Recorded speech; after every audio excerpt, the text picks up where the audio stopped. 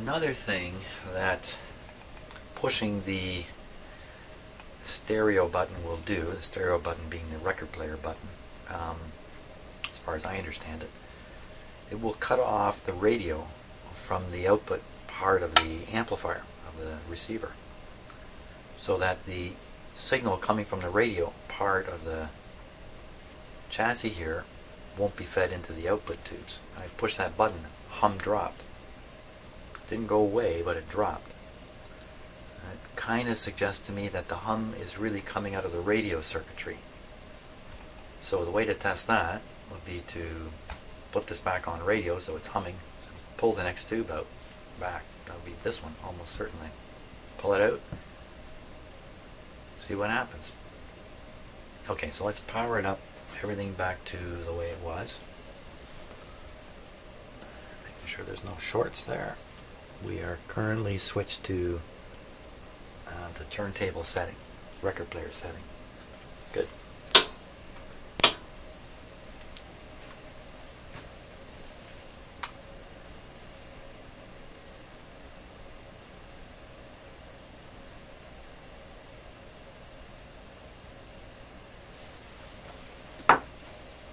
Temperature today is about minus 15 degrees.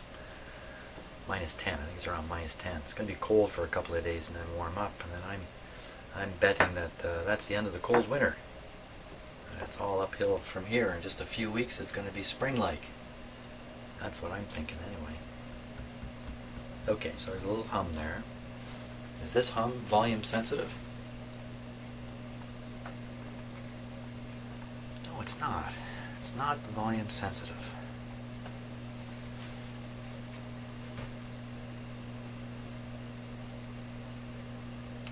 Okay, let's flip it into radio mode here.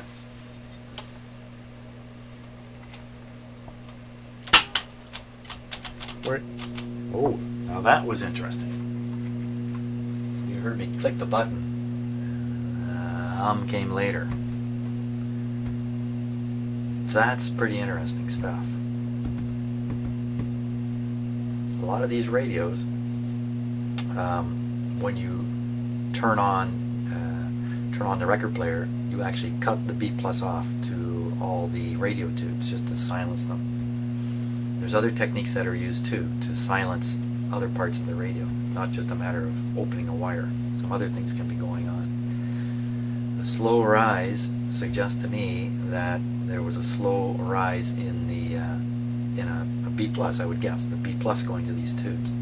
Once they're brought into play, hum is back. So I pull this guy out, hum will go. Anybody want to put money on it? Quickly, get your money down, everybody, put down the money.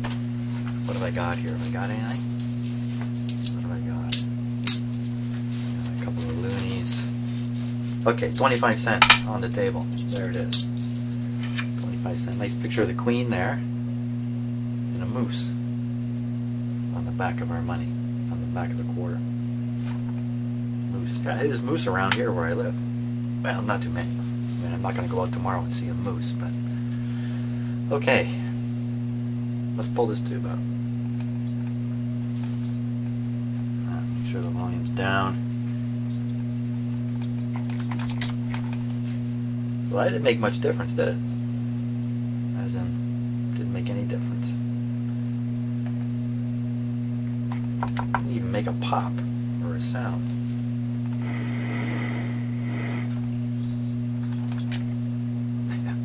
Okay, you gotta have this in there to make the radio work. One thing you want to do is make sure you put these. If you're gonna do this live, you gotta make sure you get the don't cross pins too much.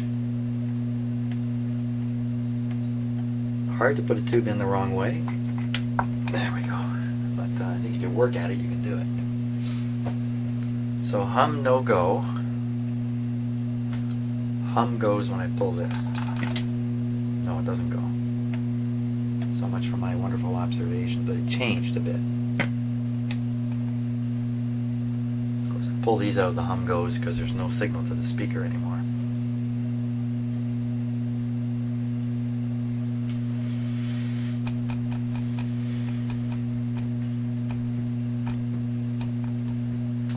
So the big hum signal that I'm seeing on the B plus line, which really cannot be coming from the power supply. It's running on 2 new capacitors of the proper size.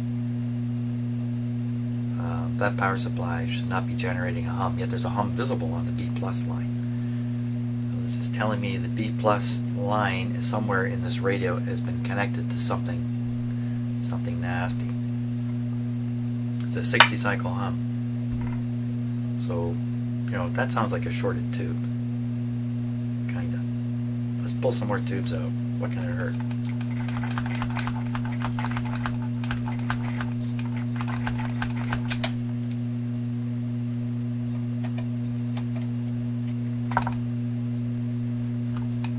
And the hum's the same on FM.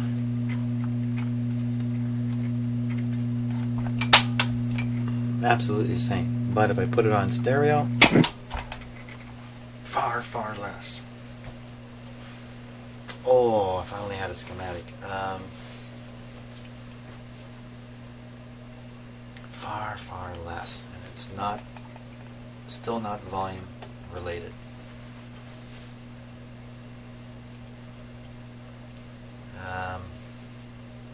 Let's see. The Magic Eye tube is not operating.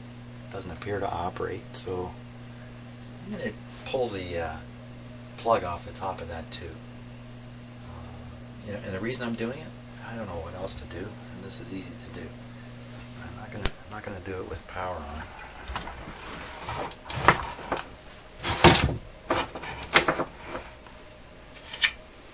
I'm keeping my quarter, by the way. Okay.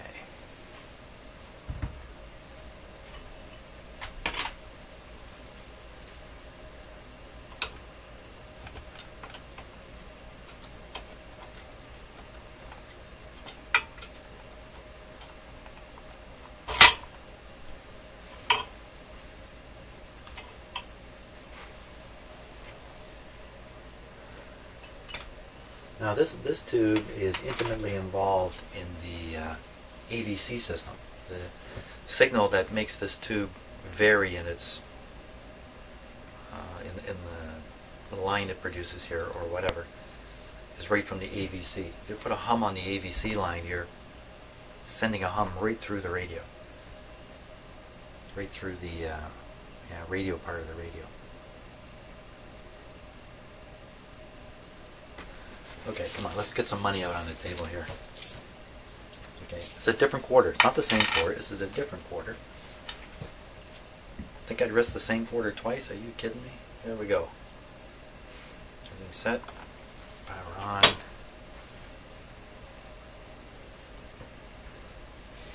I didn't even say what I'm betting. I'm betting this won't make any difference.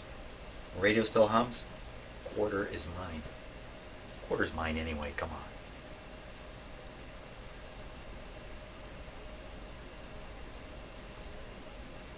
Comes.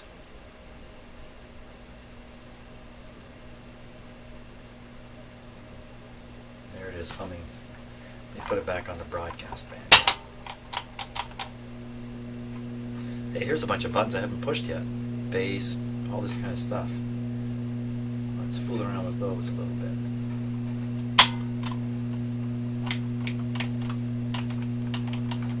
Oh, shouldn't have done that.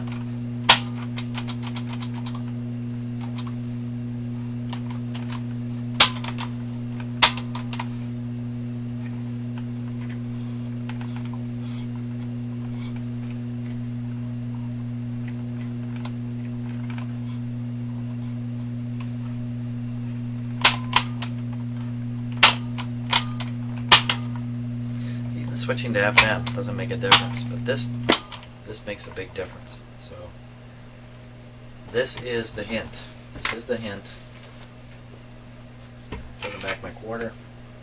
Told you I wouldn't do anything anyway. Off with the power.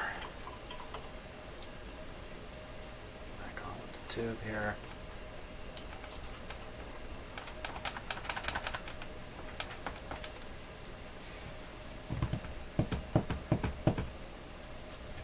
Wow, no schematic. No schematic. So what if I'm pushing this stereo button and the hum I'm hearing is not a reduction of the other hum, it's actually a replacement.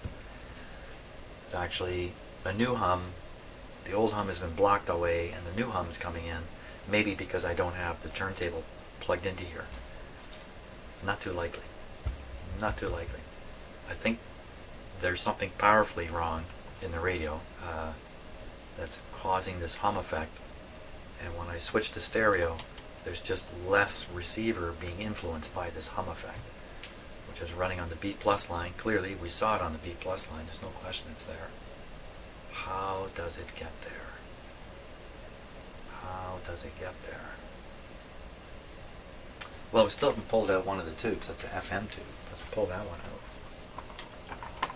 out. Ooh, it's really in there. Okay, so this tube has not seen the light of day for quite a while.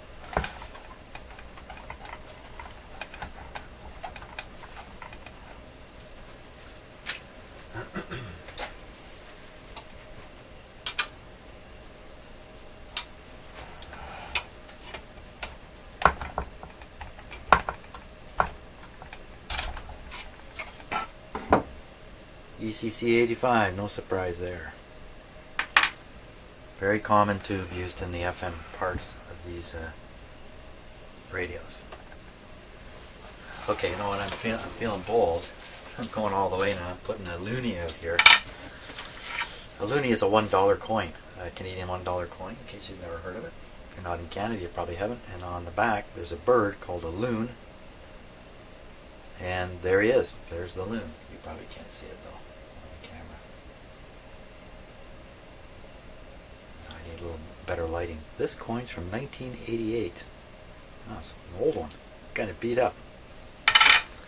$1 on the table. $1 on the table. I'm betting hum's still the same.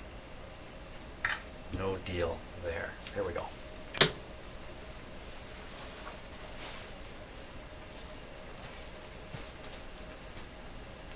Tell you what, if the hum's gone, I lose the bet. I'll give this to one of my cats. They like birds. We're still on stereo, which means a lower hum.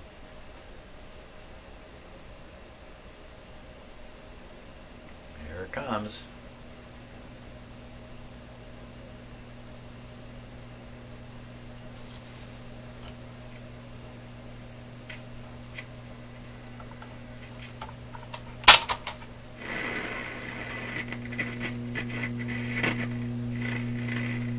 See, once again, I switched from the record player over to the radio.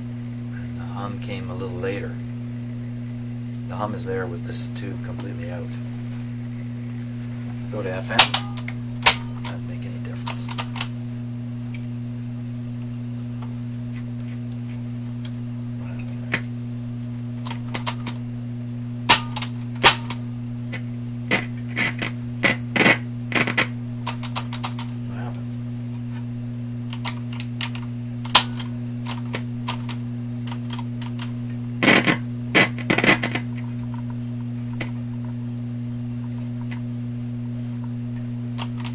That's kind of weird.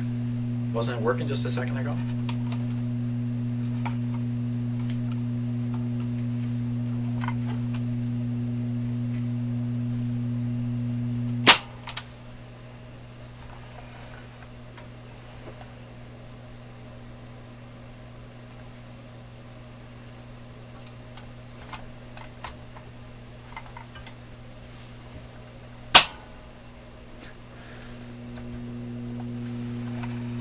Okay, so the stereo button popped up there on its own, and here the hum came back again. So again, as soon as these other circuits are switched in, the hum comes in slowly. Now, what are the chances that this button interrupts the heaters to some of these tubes? It really sounds like a tube warming up. I don't think there's much chance of that. I really don't. But another really easy thing to check. So I'll push stereo. Douse the lights here. Button popped up again. I think this is going to be a good hint for me. stereo button. Let's make sure it's down this time.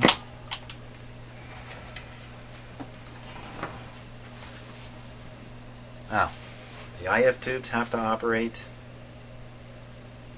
Probably this is the only tube that could possibly be shut off. And why would they even bother with that? And I see heat in all the tubes. They're all lit up. Okay, so that's a complete and utter herring of the red kind.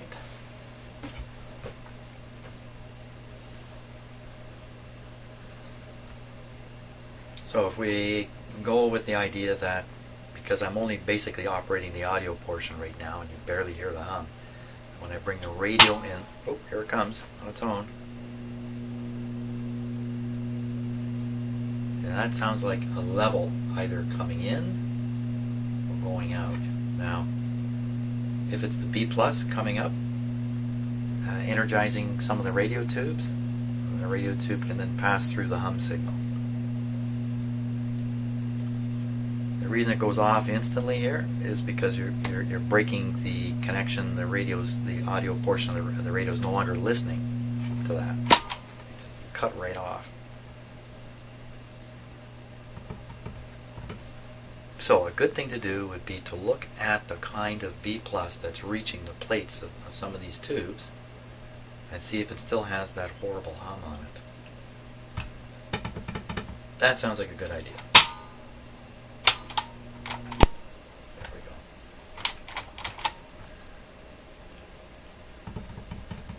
That's what I'm going to do next.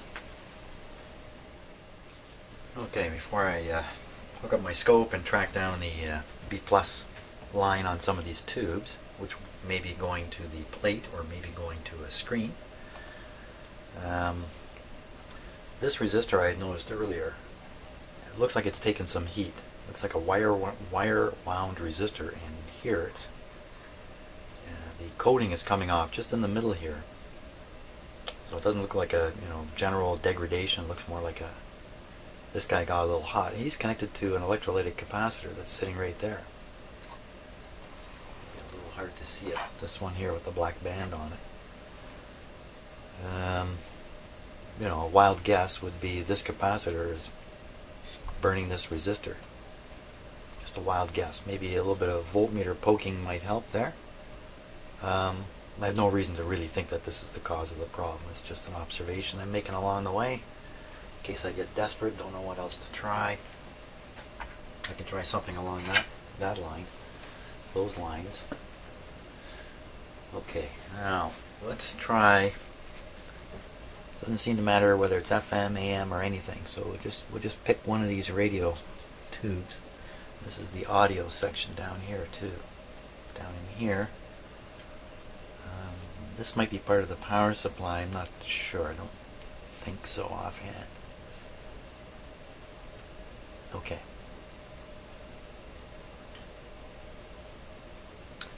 So if we pick this tube up here, like that, it's pretty exposed. Which one is it? Which one is it? That would be the EF89, I think. That would be the, let's see, FM, then 1, 2, third tube. So I look at the little chart here. FM, 1, 2, third tube. EF89.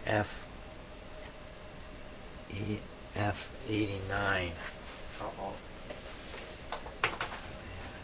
Don't think my tube manual is going to cover this. EF89.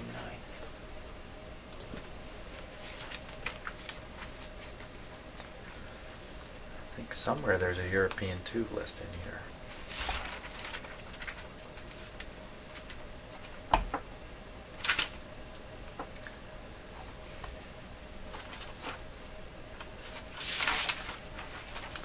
Maybe not. Okay, so to get an EF89, I'll just do it on the internet here. Do it on the internet. Okay, so I got this green wire connected to pin number 7.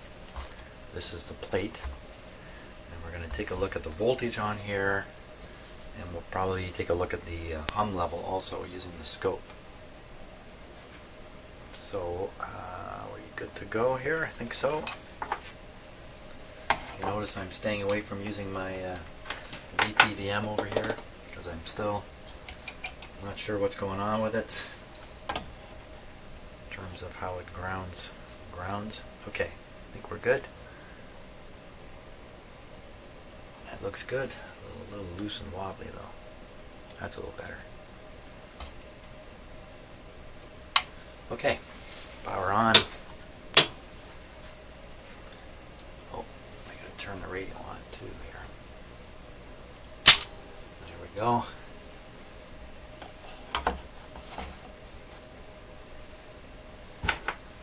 Should have had this hooked up.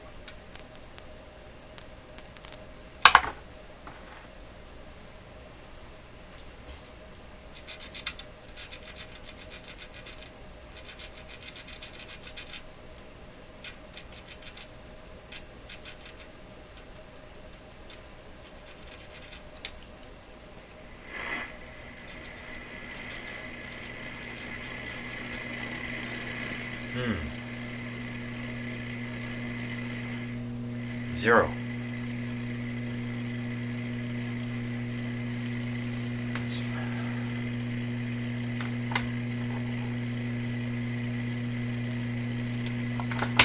Zero. I don't believe my measurement. I don't think you can be listening to this radio and have 0 volts on the plate of this tube. I think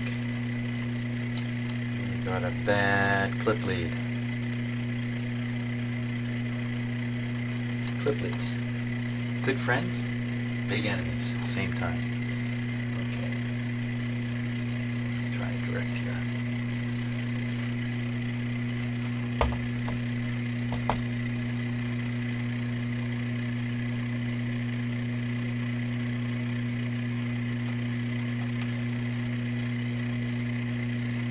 Wow, okay, things are working here. So there's the B plus. 110. And on the plate of this tube,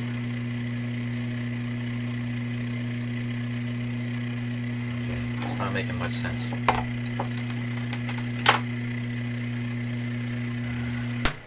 off. I'm going to pull this clip lead out of here. Power on. Let's go around, round and around. Here we go. Who's got voltage? I don't know.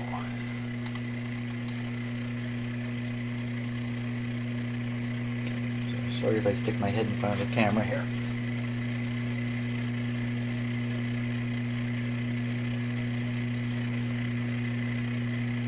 Oh, maybe I had the wrong pin. Maybe this is the right pin here. There's the 100 on the meter. You can see 98 right there. And then this is the screen. Oh, there's the plate.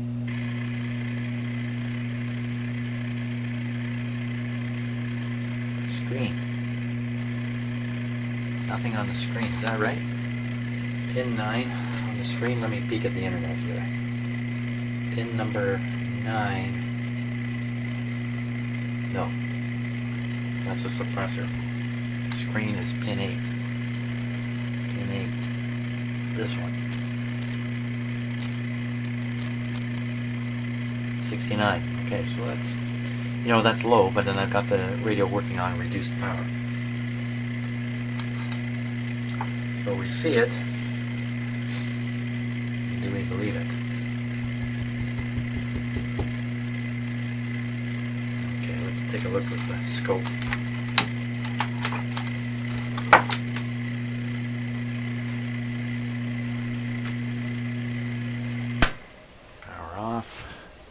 Why am I turning the power off? Just because I'm just such a nervous Nelly now about grounding.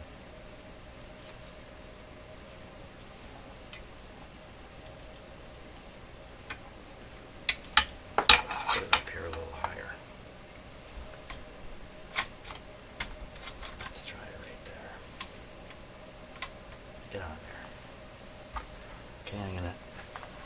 this right on.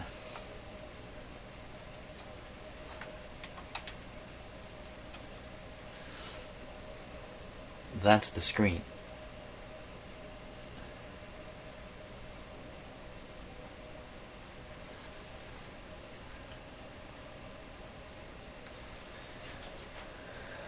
Okay.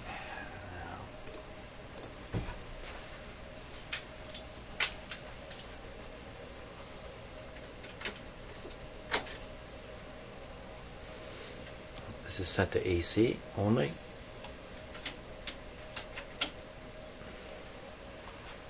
You don't want any hums on this circuit.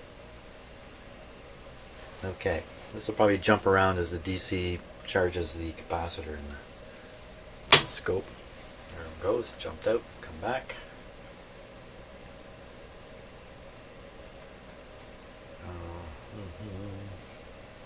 Will the hum appear? I didn't put any money down on this. There's a DC voltage building on it right now.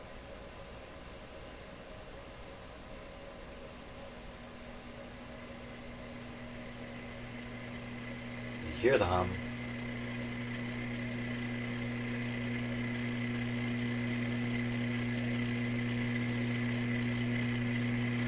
I don't think I see a hum there.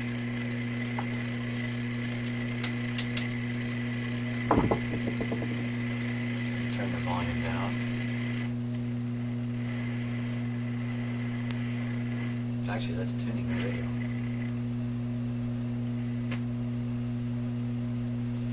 Wow, okay, there's a very distinct hum. So again, the hum is on the B plus line. How is it getting there exactly?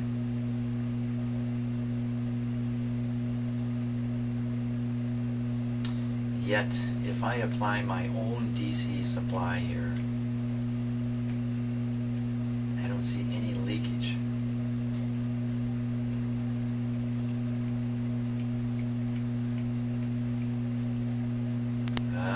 Okay. I don't know. I can't, I don't know.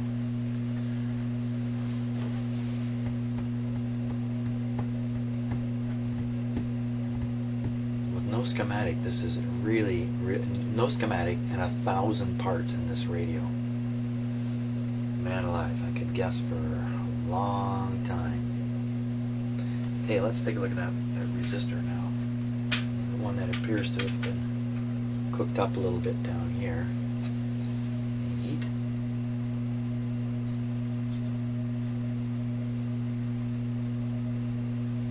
So there is, it's not much.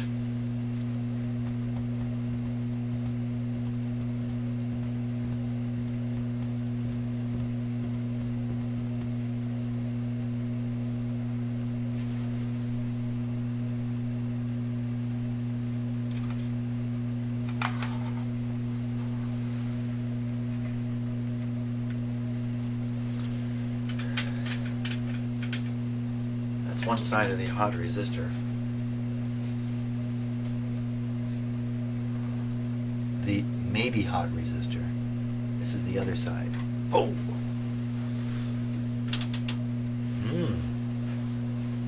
That's kind of interesting, isn't it? Wow. That's on one side of the resistor, the other side of it. Wow, okay, that's interesting. Maybe I found something here. The other side shows 0. That could well be because the other side is actually a ground point.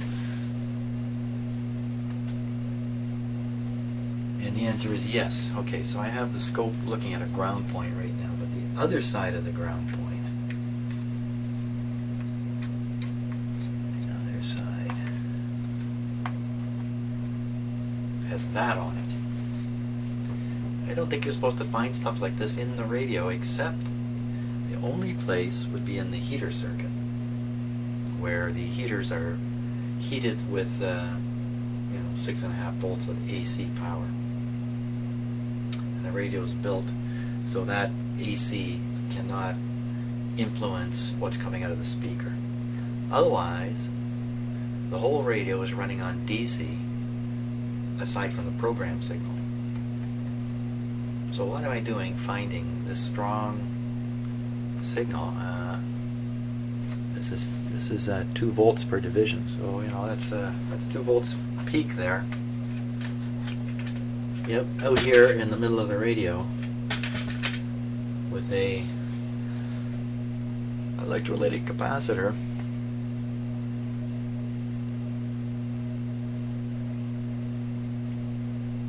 Well, I've replaced that capacitor. Oops, sorry. I'll replace the capacitor and see where we get. See what we get. See where and what we get. But wow, that would. Okay, I only bet a couple of pennies on this. And of course, in Canada, pennies are defunct. You don't go in the store and pull out copper pennies anymore. So what I would do is, I could lift one side of that capacitor and test it. We could try that. Yes, we could.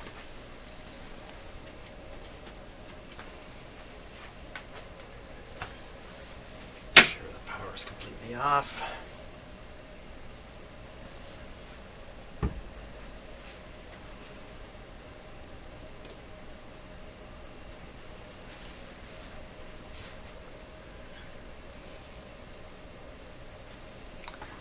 Fairly easy to get at it.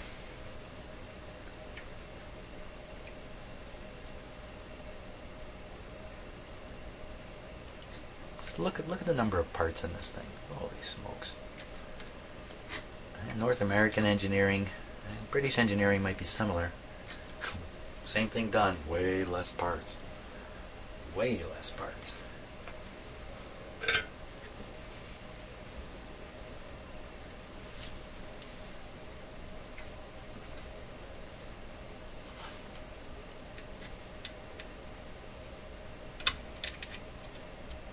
The more stuff you've got in your radio, the more stuff there is to go bad.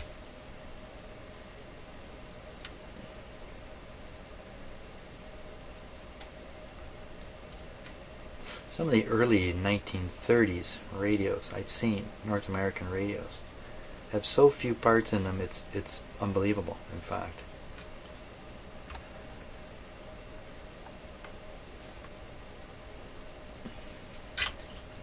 That just came right off. So they don't twist their wires. Okay, now we're going to put that on the on my tester here. So I just carry right on. So here's the tester here.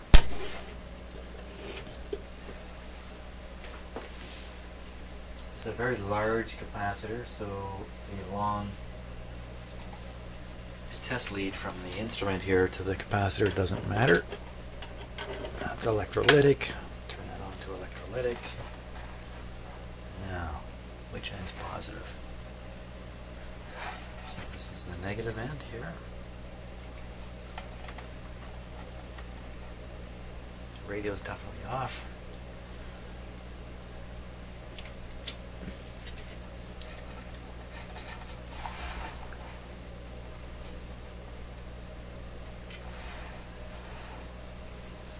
Okay, so what we'll do is we'll do a leakage test on it. Hard for you to see from this distance, but I'm looking at the magic eye here. And I perform this test. It's a leakage test at 25 volts. I'm not even sure how much voltage you can put on that little capacitor.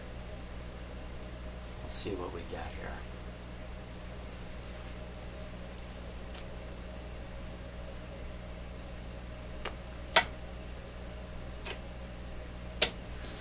It's half open. Let's go to 150 volts. It stays closed. I think it's hardly shorted. That's for sure. 25 microfarad. Let's get it right out of there. I mean, I got it half out. Might as well get the whole thing out.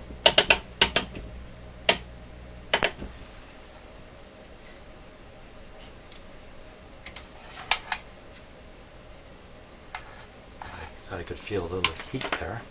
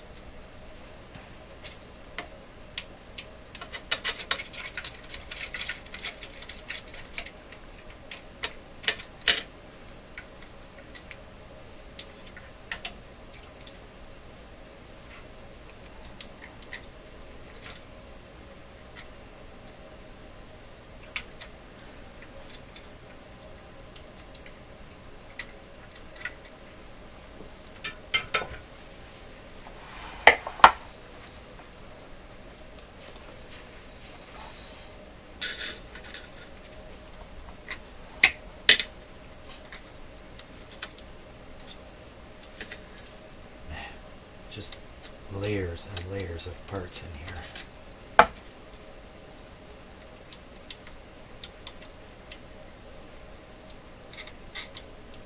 It's hooked in there.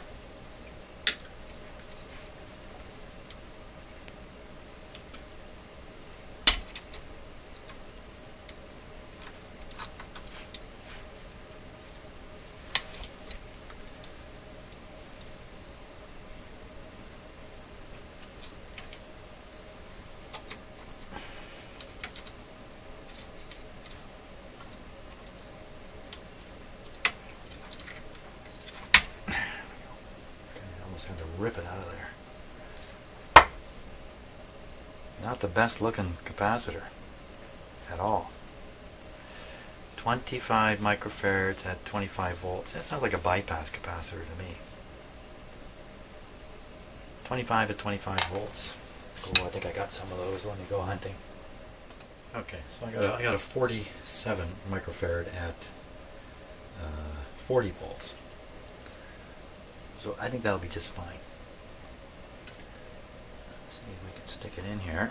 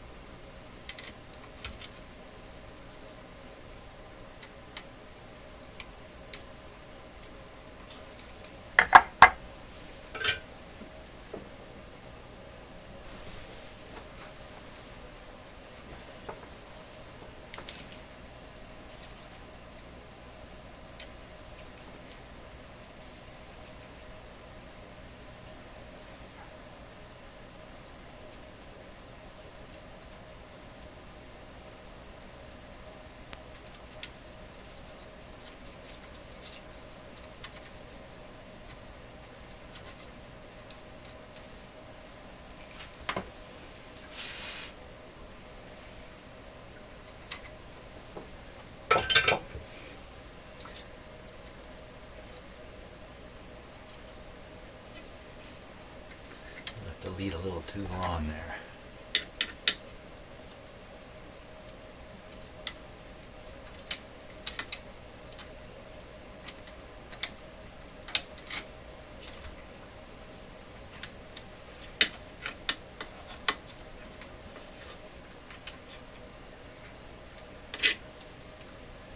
You might be saying, why haven't I tested the resistance of this resistor? Because it looks good physically, other than the sign of some heat stress on it.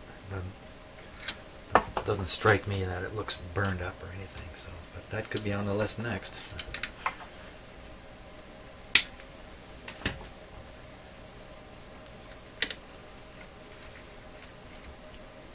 I really would rather have a schematic here. Some of these radios have the schematics right in the cabinet, tucked away somehow.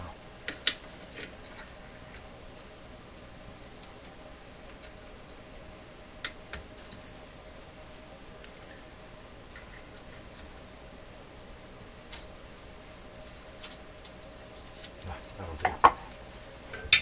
A little loose, but once the solder's on, it'll be okay. I put the plus end at the right end, that's good.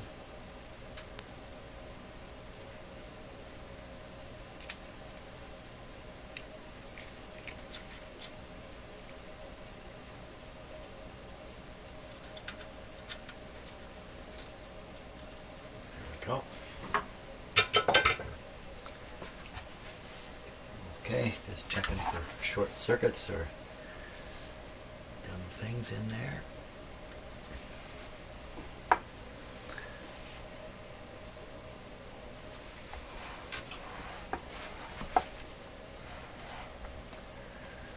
It's done.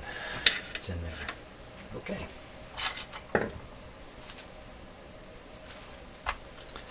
This is quite a long shot. It is a long shot.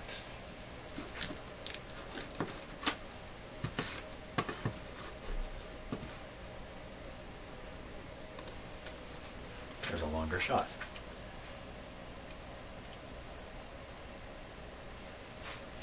Okay, let's fire it up. It's on a regular radio, so it's on the strong hum setting.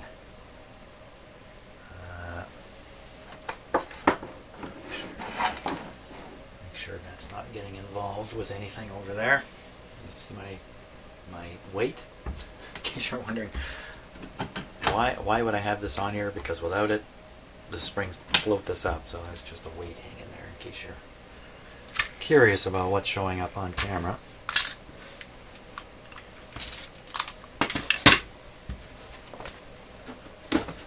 And neaten things up before we hit the switch.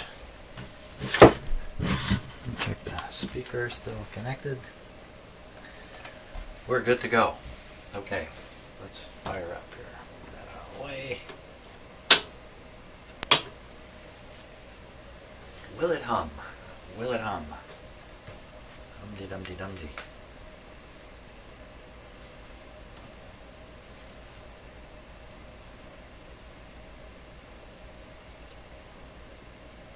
Wow, if this did it, I'll be pretty happy.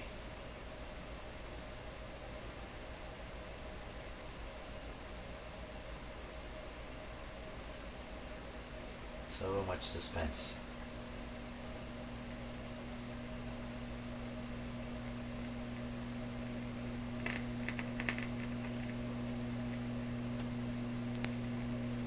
Nice hum coming in there.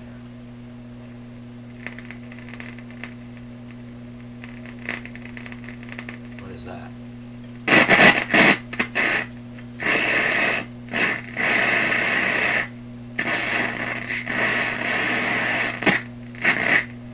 The low supply voltage is probably causing some of these effects here. The complete silence in between stations or signals.